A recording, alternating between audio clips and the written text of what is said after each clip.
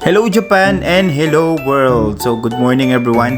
Ngayon wala tayong ganong lakad kasi wala akong maisip na mapupuntahan pati ayaw kong lumabas.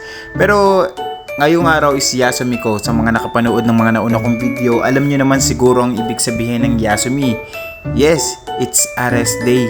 Kailangan nating ipahinga ang katawan natin. Pero hindi naman pwedeng wala tayong gagawin sa araw na to. Kaya samahan nyo ako sa mga gagawin ko. At pero syempre, dahil isa sa natutunan ko sa Japan, kailangan natin mag-stretch ng katawan bago natin umpisa ng ating trabaho. Kaya yun ang ginagawa ko, magpo-push up lang ako kahit mga siyam or 10 beses lang para ganahan tayo. Palabasin ba natin yung gana natin sa trabaho? Ganon. So ngayon, inuna ko na muna yung aking mga damit na nilaban kagabi. Nilaban ko na to bago ako matulog para ihanda para isampay ngayong umaga. So yan ang labas ng kwarto ko. Pag bungad mo pa lang sa bintana, makikita mo yung veranda sa napakaraming building. Napakalaking kaibahan nito sa dati kong trabaho dun sa Ibaraki. Kasi dun, ang bahay namin talaga yung old style ng Japanese house. Tapos yung mga building na katabi ng bahay namin nun malalaki, tapos kami lang yung maliliit. Pero ngayon nun, dinouble check namin yung dati namin bahay sa Ibaraki, ang laki na ng pinag-iba niya. So sa pagkapatuloy, ito ang isa sa masteral ko. Bata pa lang, ito na talaga yung tinuro sa akin ng mga magulang ko. Siyempre, pag ikaw yung mas batang kapatid, hindi naman ako yung bunso, pero kailangan ko magugas sa mga pinagkainan ko. Yung tambak, lalo na pag may mga party, tapos napa-assign ka sa paghugas ng mga pinggan. Diyos ko, nakakapagod, ayoko na. Yung tipong kahit ayaw mong magagalit ka na lang dun sa mga kumain. Bakit ba ganito kayo? Kakain lang kayo, hindi kayo marunong magugas sa mga pinagkainan nyo. Yun yung isa sa mga struggle sa mga party, di ba? Na kung pwede na nga lang ang gamitin mo sa araw-araw na kinakainan nun mo is yung mga disposable plastic and yung mga nauuso sa mga party ngayon, sa mga handaan sa probinsya, yung may aluminum na paper plate. Yun, para itatapon mo lang ng itatapon. Pero dahil magastos, tsaga-tsaga, konting dishwashing liquid lang, yung isang patak kaya ang sangkatutak. Oh, ang lakas makapag-promote ng dishwashing liquid, baka naman Joy. Pero alam nyo, totoo yun, sa pag-usapang hugasan, laging meron sa isang miyembro ng pamilya ang laging napapa-assign sa hugasan. Common na yung mga bunsong kapatid. Pero huwag kayong mag-alala, i-master nyo yan kasi ano yan skills yan. Darating sa punto na pagdating ng araw, tapos sa patrabaho kayo sa restaurant kagaya ng trabaho namin, lagi kayo nakaharap sa hugasan na pinggan. Tapos suko na kayo pag maraming customer na pumapasok. Hindi pong tamang oras na ng uwian pero merong pumasok pa rin kahit na hindi na dapat tumanggap ng mga customer. Yun na nga. Kasi sa restaurant na pinagtatrabahuhan ko ngayon, minsan, ikaw na nga yung nagluluto. Pag sobrang dami ng customer, tumatambak yung hugasin. Hindi naman kasi nauuso na meron lang naka-assign sa pagluluto, meron dun sa pinggan. All around, ikaw talaga yung magtatrabaho. Minsan, pag makakapagpahinga ka, tapos makikita ka pa ng mga kasama mo na naka-assign sa hall, tatawagin ka pa na baka pwedeng tulungan namin sila kasi nga kulang sila sa tao. Hindi ka naman makapagdahilan na nagpapahinga ako, please lang. Pero syempre dahil nasa Japan tayo, dedication sa trabaho ang kailangan at kailangan ng mas mahabang pasensya kasi meron kasi mga katrabaho na tipong ang iisipin lang is kung saan sila mapapagaan at ikaw yung magiging paraan nila para makaiwas sa mabigat na trabaho. Yes, common yun sa mga trabaho especially dito sa mga nag-OFW na no choice ka na lang kundi sumang-ayon sa mga gusto nila. Kasi syempre, ano bang pinunta mo sa lugar nila kundi ang magtrabaho? Then dito sa Japan, ang tanging may sasagot mo na lang, "Hi, wakarimashita." Meaning, yes, I understand. Okay po, gagawin ko na.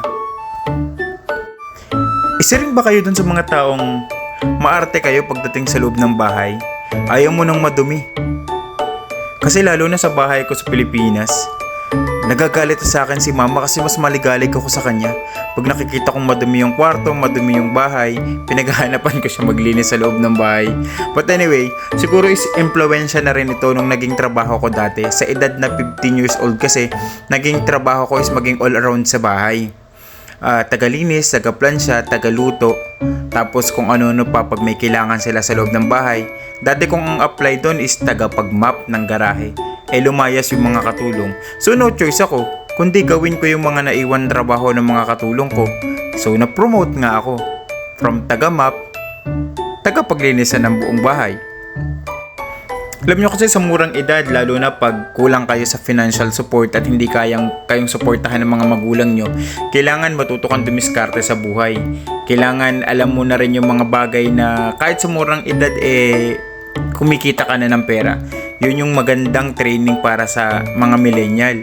Kasi kaya mong pumunta or kaya mong makipagsabayan kahit sa mga professional. Kasi sanay ka naman sa pagiging independent na marahil may mataas silang pinag-aralan at hindi mo pinag-aralan yung mga pinag-aralan nila, pero may kalamangan ka pa rin na meron kang kayang gawin na hindi talaga nila kayang gawin. At least kahit pa paano, pag dumating sa punto nagkikwentuhan kayo ng mga kaibigan mo, kung meron man silang kwento na hindi ka makarelate, meron ka rin namang sariling kwento na kayang maipagmalaki sa kanila. At alam mo pa yung isa sa best part? Pag dumating sa punto na nagkaroon ka ng sariling pamilya, meron kang maibabahagi sa mga anak mo na magiging inspirasyon nila, na napakaswerte nila sa buhay kasi merong ikaw na kayang gumawa ng maraming bagay para maitaguyod sila. Diba? Isa sa pinangahawakan mo na kayamanan para sa mga susunod na generation. Pasensya na, napakadami ko talagang kwento. Napakadaldal ko kasi. Siyempre, since naglilinis ako ng bahay, hindi mawawala ang CR. At alam mo ba, ang CR ang isa sa dapat pinakamalinis na parte ng bahay nyo? Kasi CR from the root word comfort room. Paano ka makagkakaroon ng comfort kung hindi maaliwalas yung CR mo? Kung yung amoy, may irita ka na tumambay. Pero speaking of CR, alam nyo ba na may kwento rin ako na experience sa CR? Oy, hindi yung experience na iniisip nyo. Kasi nung panahon na nagtatrabaho ka sa Laguna as a factory worker, dumating sa punto na kaming mga magkakasama sa lugar or dun sa bed space na tinutuluyan ko, nag-inuman kami hanggang madaling araw. Siguro mga hanggang alas 3 ng madaling araw. Natandaan ko pa noon, nagsuka yata ako sa CR. So, anong nangyari? Alam nyo ba na nagising ako doon kasi may kumatok lang. Then pagmulat ng mata ko, ang bumungad sa akin is yung body part ng bowl. Tapos alam niyo yung floor namin noon, yung magaspang, yung wrap na floor sa isang CR. Hindi naman namin ganong nalilinis. Hindi ko talaga ma-imagine kung paano ko nakatulog sa lugar na yon. Iba na talaga pag ang impluwensya ng alak yung nangibabaw sa katawan mo. Hindi mo na nakokontrol yung nangyayari. Yun lang talaga yung dumating sa punto na kahit mulat ako, pakiramdam ko nakapikit ako. Or maaaring nakapikit talaga ako, pakiramdam ko is mulat ako. Ano ba yan? Hindi ko na alam nangyari. And since galing na tayo sa CR, dumako naman tayo sa isa sa paborito kong lugar na parte ng aming apartment is ang shower area. Siyempre, may bathtub or we call it oforo here in Japan. So dito kami nagre-relax sa pamamagitan ng pagbababad sa maligamgam na mainit ng tubig. Yung tipong mararamdaman mo na lumalabas yung pasma at yung pagod mo sa trabaho. Yung tipong makakatulugan mo na nga na nakalublob ka sa tubig. At yun dapat pag-ingatan natin. Kasi ilan sa mga matatanda or ilan sa mga tao na namamatay dito sa Japan yun, sa sobrang relax nila sa bathtub tapos wala silang kasama sa bahay, yun, nalulunod. So ito na nga, maglilinis ako ng bathtub namin para siyempre komportable naman yung aming pagliligo. Yung tipong maaari mo nang pagtaniman ng kamote yung mga naipon na libag mula sa katawan namin every time na naliligo kami. Kaya kailangan natin tong linisan kaysa tumambak. Yung tipong maamoy mo yung amoy lupa pag bukas mo ng pinto ng shower area nyo. Ayoko namang humantong kami sa ganung bagay, di ba? Then, may isa lang akong advice sa mga bagong henerasyon ngayon. Lalo na kung dun sa mga kabataan na ang magulang nila is may kakayahang kumuha ng mga kasambahay, yung mauutusan nila, at yung gagawa ng mga gawaing bahay, or dun sa mga kabataan na may mga magulang na hindi sila pinapagalaw sa bahay at hinahayaan nila yung mga magulang na lang nila yung gumawa ng mga gawaing bahay, sikapin nyo sana na kahit yung mga basic things lang na gawain sa bahay is matutunan nyo.